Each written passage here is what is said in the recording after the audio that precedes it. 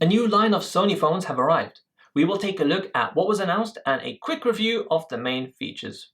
Stay tuned to find out.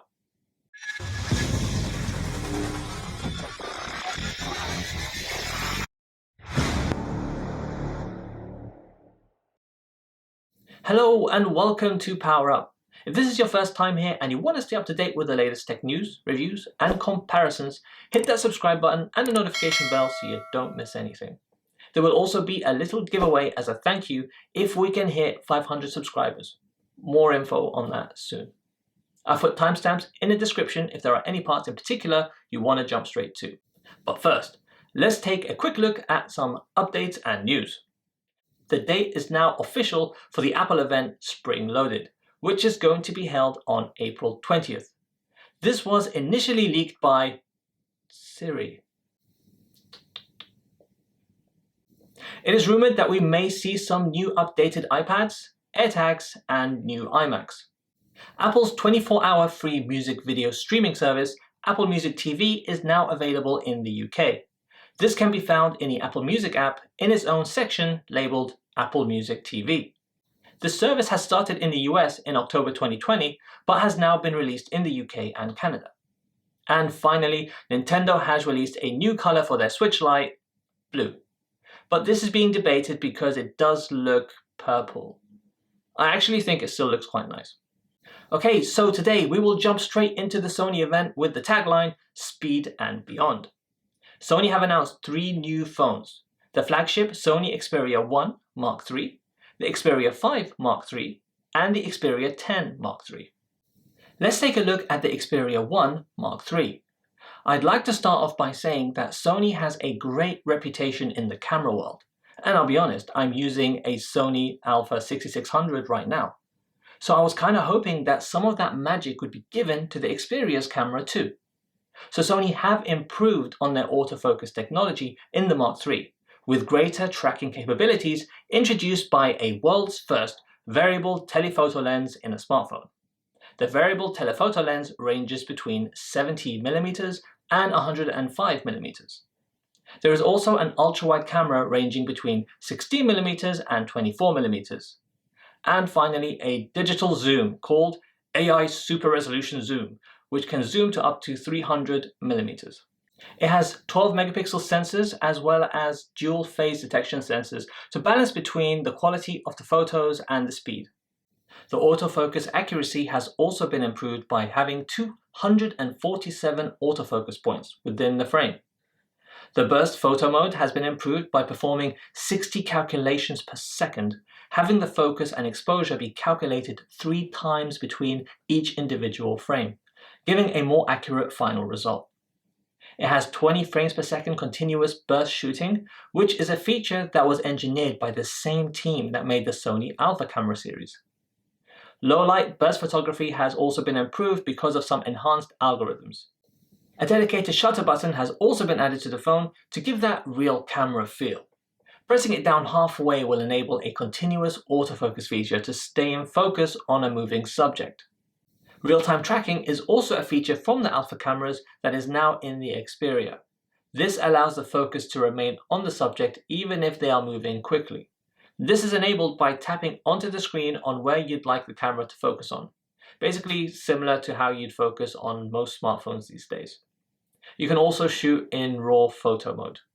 And for video, you can now record in 4K HDR from between 24 frames per second up to 120 frames per second. So for the display, the Xperia 1 Mark III has a 4K HDR OLED display with a refresh rate of 120Hz, which is great to see. The refresh rate was something I was really hoping to see on the iPhone 12 Pro lineup, but it looks like it won't be until the iPhone 13 or 12s when we'll see that. It is great to see that both Sony and Samsung now have 120Hz displays. It has a 6.5-inch screen with no notch intruding onto the screen when watching videos. It has a 21:9 ultra-wide display, which is great for both watching media and gaming. The resolution is 3840 by 1644. For the audio, Sony started off by making a point that the phone does have a 3.5mm audio jack, so you can plug your headphones right in. This used to be a big pain point for me when the iPhone took it away. But with wireless earphones and headphones increasing in popularity, availability, and affordability, is not having the jack still an issue? I'd have to say I'd probably be on team 3.5mm headphone jack to avoid having to carry around those different adapters. Are you for or against having headphone jacks on new smartphones? I'd love to know your thoughts if you leave a comment below. 360 spatial sound, which mixes 2 channels to give a 360-degree experience when streaming with Tidal. The speakers on the Xperia 1 Mark III now have 360 reality audio with upgraded hardware decoding. The speakers are 40% more powerful than that on the Xperia 1 Mark II. The processor in the Xperia 1 Mark III is the Qualcomm Snapdragon 888 5G. The battery is said to last 3 years longer than conventional batteries using a 4500 mAh battery. It has Qi wireless charging as well. Having pop-up windows are now possible, and the Xperia now uses Corning Gorilla Glass Victus. Its water resistance is rated at IP65 to 68. The next phone Sony announced is the Xperia 5 Mark III. This is in essence the same as the Xperia 1 Mark III, only smaller, having a 6.1-inch display instead of 6.5. It has a resolution of 2520 by 1080.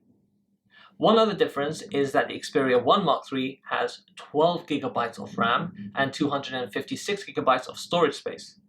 The Xperia 5 Mark III has 8GB of RAM and 128GB of storage space. Both can be upgraded with SD cards. And finally, we have the Xperia 10 Mark III.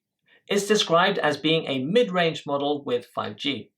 It has a display size of 6 inches and the same resolution as the Xperia 5 Mark III. It also has the 21:9 ultra-wide screen as well, and a 4500 mAh battery.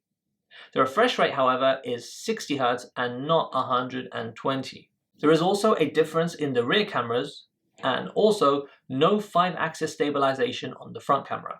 The Xperia 10 Mark III has 6GB of RAM and 128GB of storage space. It also uses a different processor, being the Qualcomm Snapdragon 690 5G. These are some of the main differences in the lineup. I'll leave some links to the full specs in the description if you'd like to compare them. So no specific release date has been given for the 3 smartphones yet. However, they will be available early summer. The Xperia 1 Mark III will come in frosted black, frosted grey, and frosted purple. The Xperia 5 Mark III will come in green, black, and pink. And the Xperia 10 Mark III will come in white, blue, black, and pink. No pricing information was given yet, but the Xperia 1 Mark II costs £1,099. We will have to wait and see if the Mark III will have a similar price tag. I hope you enjoyed this video, and if you did, please give it a thumbs up and subscribe if you want to see more content like this. It really does mean a lot to me. Oh, and I am becoming more active on Instagram. Thanks a lot for watching, guys. Stay tuned for more. Peace.